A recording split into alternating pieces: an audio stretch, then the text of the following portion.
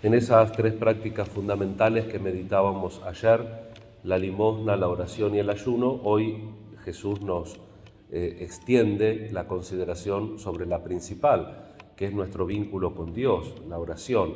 Y el modelo de toda oración es la oración del Padre Nuestro, porque la enseñó Jesucristo y porque es la oración dominical, es la oración de la comunidad, es la oración de los hijos. El Padre Nuestro nos hace centrarnos en esa revelación propia del Nuevo Testamento, porque recordemos que en el Antiguo Testamento Dios es el Padre del pueblo, y en Jesús, porque nosotros por el bautismo somos incorporados a Jesús, también Dios es el Padre de cada uno de nosotros.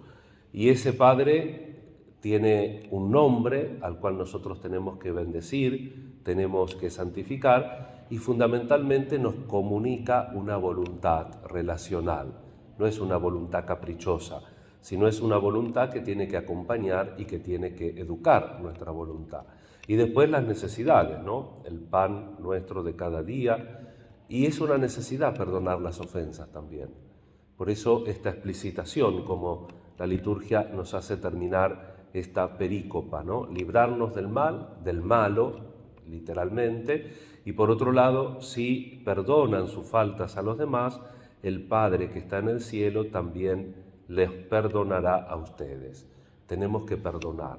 El Padre Nuestro siempre lo tenemos que rezar con mayor conocimiento y con mayor reflexión y con mayor responsabilidad, porque estamos además condicionando que Dios nos perdone así como nosotros perdonamos a los que nos ofenden. Sería bueno que meditemos, por ejemplo, con el Catecismo de la Iglesia, en el capítulo 4, la reflexión del Padre Nuestro, porque lo que hacemos habitualmente a veces le perdemos el sentido, pierde brillo la costumbre.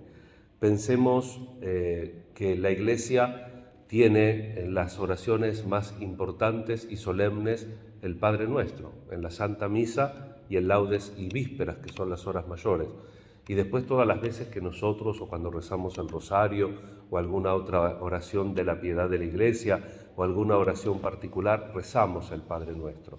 No nos olvidemos que es la oración que nos une a Dios, a la comunidad. Por eso también, en el fondo, si nosotros queremos, desde el punto de vista teológico, mirar la sección de la carta segunda a los Corintios que hoy nos toca en la liturgia, Pablo está aclarando por qué de alguna manera quiere rezar el Padre Nuestro con responsabilidad y no quiere que se filtren. Está bien, él se está defendiendo a sí mismo de unos judaizantes que llegaron a Corinto y que están poniendo cizaña en cosas que en principio pertenecen al carisma particular de las personas. Por ejemplo, la elocuencia.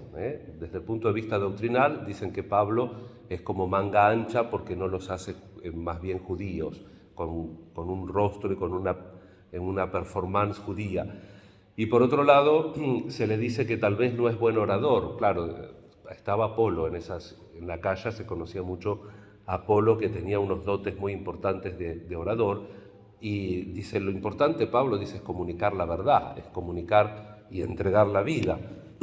Y por otro lado, algo que nosotros diríamos que bien, en ese momento se tergiversa porque se lo une a la veracidad de ser apóstol.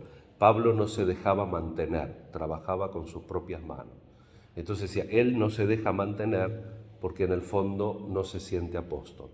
Y Pablo dice que es por amor y que es para no atar el evangelio a él, que no quiso ser oneroso a la comunidad y que para él eso es una gloria, que no quiso atar el evangelio en esa comunidad porque lo percibió que era así, que era mejor, porque él mismo dice que cuando estuvo apretado, cuando estuvo necesitado, los de Macedonia lo socorrieron.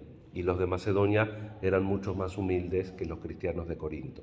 Por eso, de alguna manera, también está el mensaje de ayer, y con esto termino, que lo fundamental es que nosotros actuemos delante de Dios. Pero a veces es necesario, como Pablo, aclarar, no digo contestar en el sentido contestatario, no tenemos que ser contestatarios, pero tenemos que ser dialogantes, tenemos que dialogar todas aquellas cosas que no hacen propiamente la buena noticia o la tarea apostólica de la buena noticia, pero que si no se aclaran enturbian también el mensaje, porque para Pablo vivir de esta manera era necesario para que quede de manifiesto la importancia de la doctrina. Y por eso la comparación que él hace de esa iglesia. Dice, yo quería que ustedes tengan como comunidad un solo esposo, que es Cristo, y que no sean infieles ahora escuchando otras voces y pervirtiendo o cambiando la doctrina.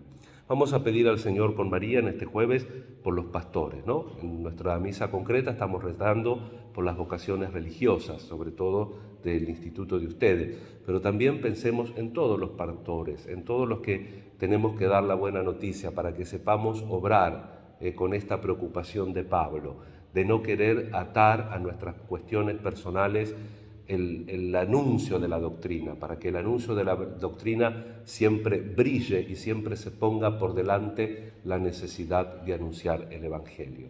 Y le pedimos también por todas nuestras necesidades e intenciones y que acompañe también nuestros proyectos y nuestro apostolado. Que así sea.